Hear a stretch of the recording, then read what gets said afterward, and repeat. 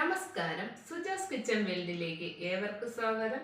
ഇന്ന് നമ്മളിവിടെ തയ്യാറാക്കുന്നത് വളരെ വളരെ ടേസ്റ്റി ആയിട്ടുള്ള പെർഫെക്റ്റ് ആയിട്ടുള്ള ഒരു ഉന്നക്കായാണ്. അപ്പോൾ നമുക്ക് വീഡിയോയിലേക്ക് പോകാം. ഉന്നക്ക തയ്യാറാക്കുന്നതിന് നമുക്ക് ഒരുപാട് പഴുത്ത ഏത്തപ്പഴത്തിൻ്റെ ആവശ്യമില്ല. പഴുപ്പ് കുറഞ്ഞ ഏത്തക്ക എടുക്കുക. നമുക്ക് ഈ ഏത്തപ്പഴം എല്ലാം ഒന്ന് ആവിയിൽ വേവിച്ചെടുക്കാം. ഇവിടെ വെള്ളം നല്ലതുപോലെ ചൂടായിട്ടുണ്ട്. ഇനി ഏത്തപ്പഴം എല്ലാം നമുക്ക് വെച്ച് ഒരു 10 മിനിറ്റ് വേവിച്ചെടുക്കണം.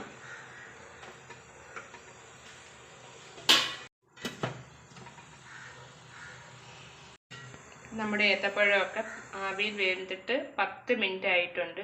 ഇപ്പം നല്ലതുപോലെ വെന്ത് കിട്ടിയിട്ടുണ്ട്. ഇനി നമുക്കിതൊന്ന് ചെറുതായി ചൂട് പോയതിന് ശേഷം ഏത്തപ്പഴത്തിൻ്റെ തൊലിയെല്ലാം ഒന്ന് മാറ്റിക്കിടക്കാം. അങ്ങനെ ഏത്തപ്പഴത്തിൻ്റെ തൊലിയെല്ലാം മാറ്റി കൊടുത്തിട്ടുണ്ട്. ഇനി നമുക്ക് ഇതിനകത്തുള്ള അരി ഒന്ന് കട്ട് ചെയ്ത് മാറ്റേണ്ടതായിട്ടുണ്ട്. ഇനി അരി ഒന്ന് നമുക്ക് കട്ട് ചെയ്ത് മാറ്റാം. പഴത്തിൻ്റെ അരിയെല്ലാം മാറ്റിയിട്ടുണ്ട്. ഇനി നമുക്കിതൊന്ന് ഉടച്ചെടുക്കണം. അതിനായി ഒരു ഗ്ലാസ് വെച്ച് നമുക്കൊന്ന് ഉടച്ചെടുക്കാം.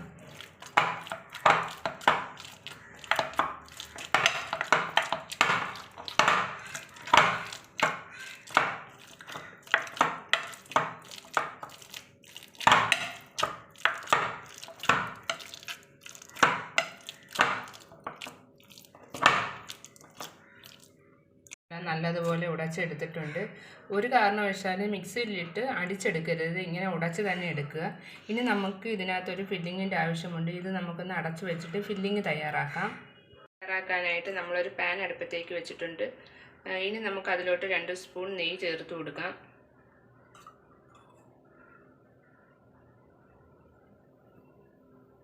നെയ്യ് ഒന്ന് ചൂടായതിനു ശേഷം നമുക്ക് അതിനകത്തോട്ട് കുറച്ച് കാഷ്നട്ട് ഇട്ട് കൊടുക്കാം.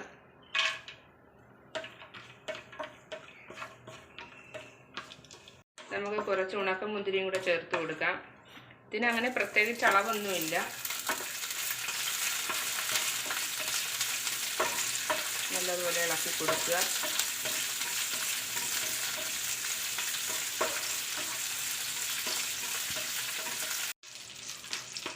മുന്തിരി അണ്ടിപ്പരിപ്പൊക്കെ നല്ലതുപോലെ മൂത്ത് വന്നിട്ടുണ്ട്. ഇനി നമുക്കിതിലോട്ട് കുറച്ച് തേങ്ങയുടെ ആവശ്യമുണ്ട്. തേങ്ങയും കൂടെ ചേർത്ത് കൊടുക്കാം. തേങ്ങയും ചേർത്ത് കൊടുത്തതിന് ശേഷം നല്ലതുപോലെ മിക്സ് ചെയ്യുക. തേങ്ങയുടെ ആ വെള്ളം എല്ലാം ഒന്ന് മാറുന്നത് വരെ ഇളക്കി കൊടുക്കുക.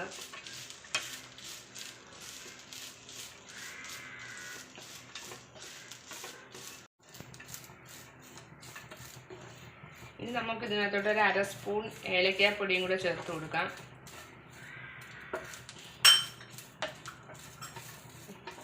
ഏലക്കാപ്പൊടിയും കൂടെ ചേർത്ത് കൊടുത്തതിന് ശേഷം നല്ലതുപോലെ മിക്സ് ചെയ്ത് കൊടുക്കുക. ഇനി നമുക്ക് ഈ ഒരു സമയത്ത് ഇതിലോട്ട് പഞ്ചസാര ചേർത്ത് കൊടുക്കാം. ഈ ഒരു സമയത്ത് തന്നെ പഞ്ചസാര ചേർത്ത് കൊടുക്കാൻ ശ്രദ്ധിക്കുക. അല്ലെന്നുണ്ടെങ്കിൽ പഞ്ചസാര നല്ലതുപോലെ മെൽറ്റായി പോകും. ഞാനിവിടെ 2 സ്പൂൺ പഞ്ചസാരയാണ് എടുത്തിരിക്കുന്നത്.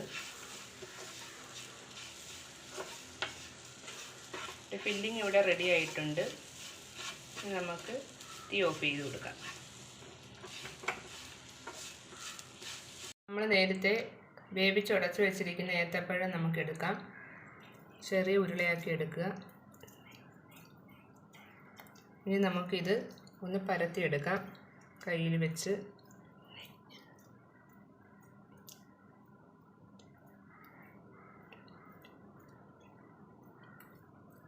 ഒരുപാടങ്ങ് തിന്നാവരുത്.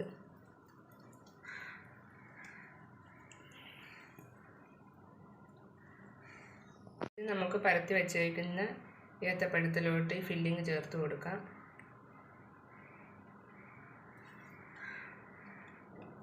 നമുക്ക് ആവശ്യമായ ഫില്ലിങ് ചേർക്കുക. നമുക്കിത് പ്രസ് ചെയ്യാം.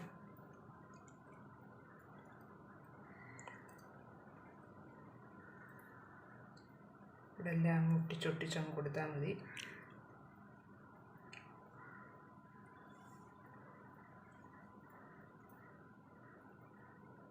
എല്ലാം ഇങ്ങനെ ഒട്ടിച്ചു കൊടുത്തതിന് ശേഷം ഉന്നക്കായുടെ ഷേപ്പിൽ ചെയ്തെടുക്കുക.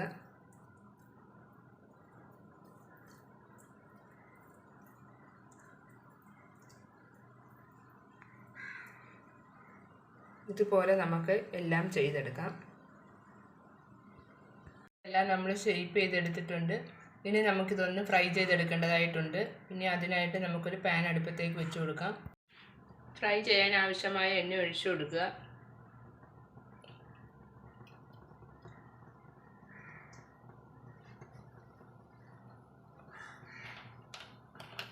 എണ്ണ ചൂടായതിനു ശേഷം നമുക്ക് ഉന്നക്കായ എല്ലാം അതിട്ട് വെച്ച് കൊടുക്കാം.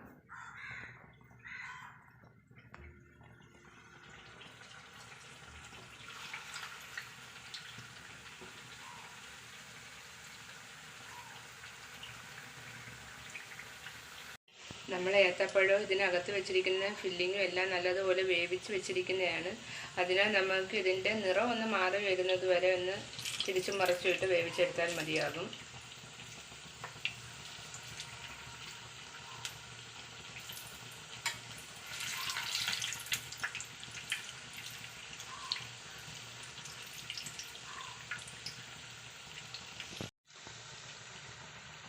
തിരിച്ചും മറിച്ചും ഇട്ട് ഇതൊരു ബ്രൗൺ കളർ ആവുന്നത് വരെ വേവിച്ചെടുക്കുക.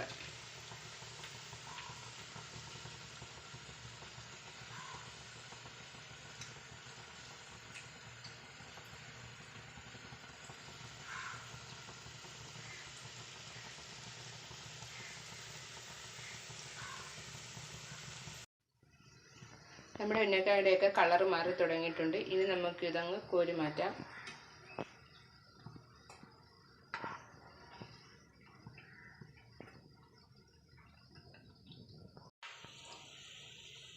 നമ്മുടെ ഉന്നക്കായ ഇവിടെ റെഡി ആയിട്ടുണ്ട്.